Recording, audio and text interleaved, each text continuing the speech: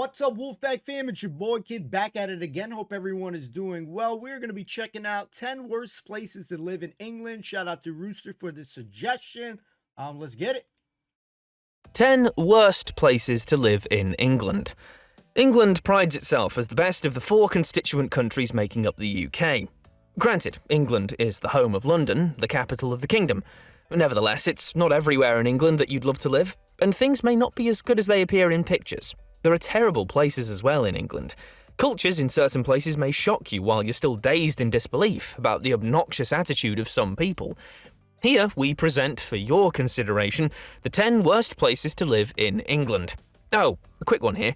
The listing here represents my personal opinion, formed out of my own careful research, visits and inputs from friends and acquaintances with first-hand information about these places in England. 10. Middlesbrough. Middlesbrough is a town in the northeast of England, located on the River Tees. It's an industrial town on the northeast coast, which is definitely one of the 10 worst places. And it has a lot of reasons to fight for on this list. Consider this. Why does Middlesbrough always get bad press? Well, many people consider it the worst place to be a girl in the country. Even though the die-hard residents will explain the drawbacks and rationalise, the town that voted massively in favour of Brexit was reportedly pressured into cutting about 5,000 jobs from its steel industry over the last decade. Now, would you consider the town that has the 4th highest unemployment rate in the UK a good place to live, and probably be among the 10% jobless residents? Its idleness shoots up the violence rates as well. 9. Oldham. Oldham is another not-so-good town in the north. Well, you certainly won't have a hard time agreeing that this is one of the worst places even in the UK. Corroborating that, the Office of National Statistics once announced it as Britain's most deprived town. According to one resident, Oldham looks as though the government has been performing nuclear testing in the area. The town, with a population of 96,420, is still struggling to maintain its reputation as the centre for further education and performing arts, with some barely surviving cotton mills and other buildings associated with that industry. 8. Stevenage. I ain't gonna lie, that place, I mean, based on pictures and stuff like that, because pictures only worth so much, but it actually looked nice. Even the buses look nice, but, you know, I guess it's all perspective, though, so we'll keep checking out this list. A life lacking civility, respect and prospects is in order in Stevenage, one of the 10 worst places to live in England. The new town in North Hertfordshire, which is a part of London's commuter belt, is not one filled with happy people. Residents merely get by with a certain bland and tasteless lifestyle they consider boring, grey, uneducated and unwelcoming. They're simply fed up with their homes, and that explains why Stevenage has been for too long given a bad name throughout Hertfordshire. However, the fantastic transport link it has to London fills it with the overspill from London, and this means more residents and more housing needs. Services are becoming consequently very strained. Unfortunately, that higher demand raises prices, including accommodation costs here. While we decry the lack of love in this town, there's one more negative side about Stevenage. It tops the teen pregnancy rate in the Hertfordshire statistics. 7. Blackpool. The case of Blackpool, a resort town in Lancashire located in northwestern England and on the Irish Sea, is more than a town having fairly good and bad areas. It's among the worst places to live in England.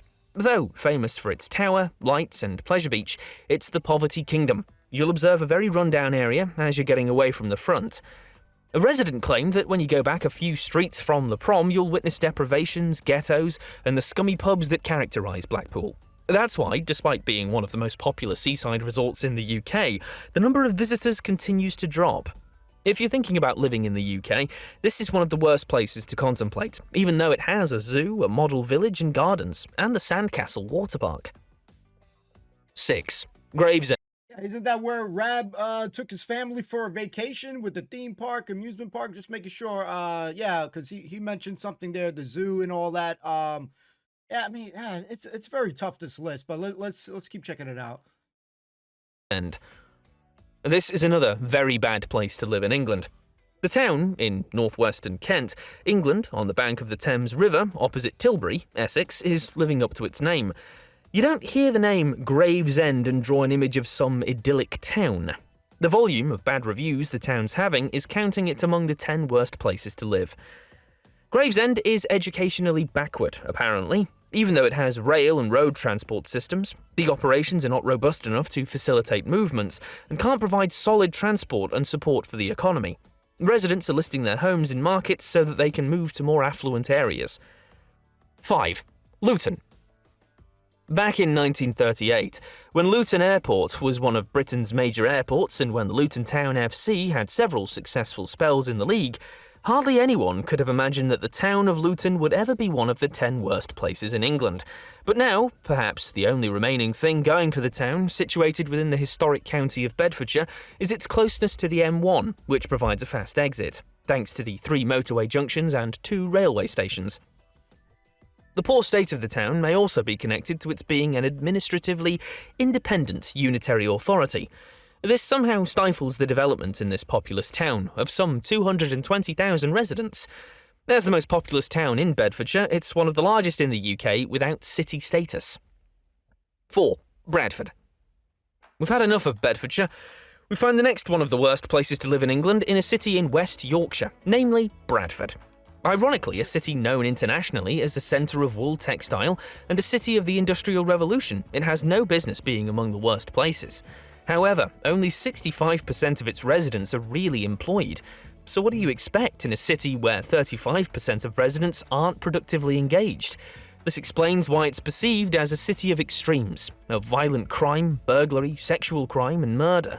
All these are above the national average. No wonder a resident describes the city as literally hell on earth. This populous city has issues with drugs, alcohol and gangsterism in public places. 3. Rochdale. Rochdale is another large town in Greater Manchester. As you can sense from its name, it's connected with the River Roch, actually located as the Dale of the river. Think of the implication of it being situated at the foothills of the South Pennines, about 5.3 miles northwest of Oldham and 9.8 miles northeast of Manchester. The home of equitable pioneers that first operated with the principles of the modern cooperative had negative reviews by most of those who had been there. The administrative centre of the metropolitan borough of Rochdale has shown no remarkable departure from the lifestyle of 1844, when the Rochdale Society of Equitable Pioneers was founded. It's so bleak that a frustrated resident commented, "Leave fast or stay forever." 2. Hartlepool. Bearing the identifying mark of the entire headland, the town, doubling as a seaport in the northeast of England, is never the kind of place to live in if you're not condemned to be there.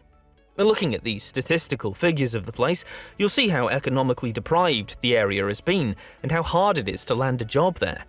You'll also not be surprised that it has one of the lowest home ownership rates in the country. A few years ago, when the residents were polled, respondents rated their health worse than the national average in England. The town is also 20% less in the population of professionals with administrative and managerial skills. 1. Peterborough. Peterborough again! When will this Cambridgeshire town earn a very good reputation for itself as a good place to live? If you get carried away by the fact that the 12th century cathedral, Burghley House and other heritage sites find their home in Peterborough, you may become indifferent. Why then are the negative reviews by the residents? One of them described their home as the biggest dump in England. He lamented the atmosphere in Peterborough as draining, making you feel completely isolated from the rest of the world and alienated from life in general. As hard as it is to describe the sordid situation in the town, you'll be made to feel that everything else is moving while you remain stagnant and stuck in the dump. Thanks for watching this video, and don't forget to... But they got Starbucks there, guys. I mean, hold on a second. Let me hear the last bit of it. Subscribe, comment, and turn on the notification bell. Let's see the last here.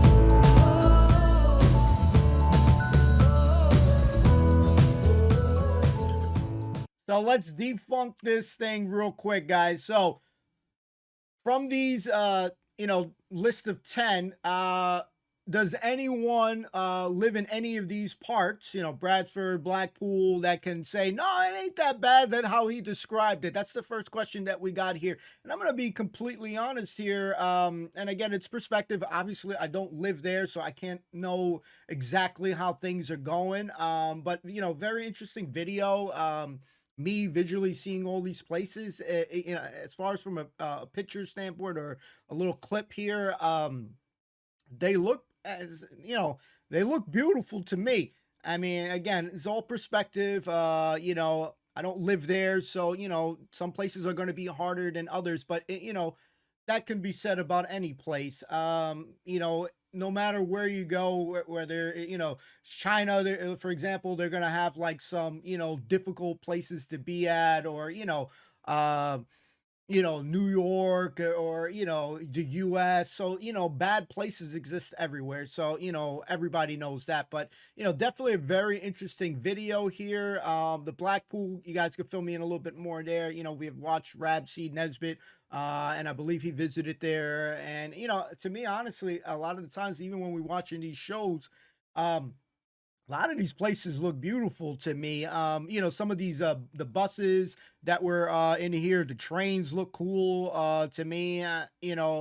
But yeah, so like I know it says the worst thing, but it's weird to me because I see a lot of beauty. Okay, it's not loading the crap, but I see a lot of beauty in these things. So can anybody tell me if half these things are, it's not as bad as this guy is describing it, or it really is, it's actually worse? Because you are gonna have crime in certain places, some bad shit happening, robberies, of that nature. Are going to be happening everywhere. I mean, you'd be surprised how often these things go.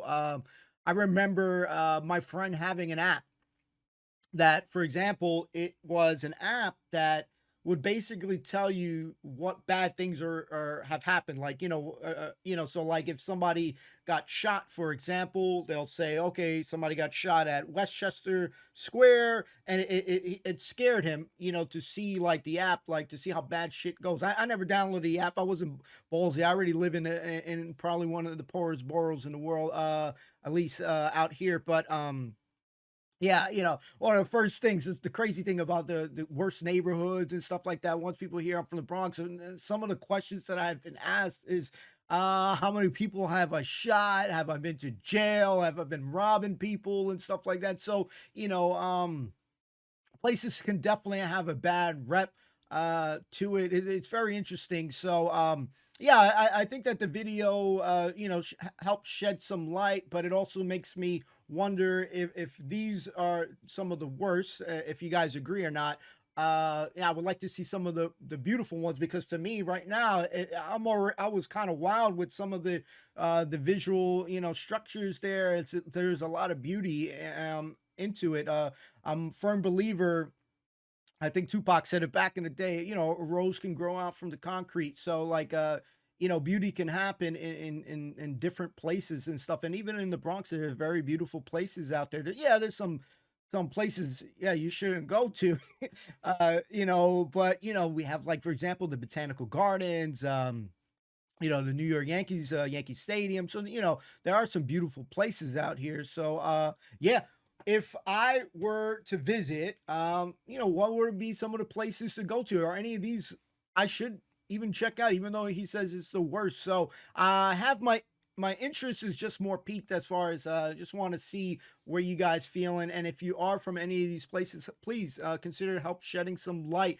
Definitely interesting video. Hopefully we can check out more. I'm always very interested in seeing things, because again, I don't really get a chance to travel like that. So listening to stories, watching videos is definitely very informative to me. So hopefully one day I can travel and make some smart decisions. But that's for another tale. So thank you for the suggestion. Very interesting, informative.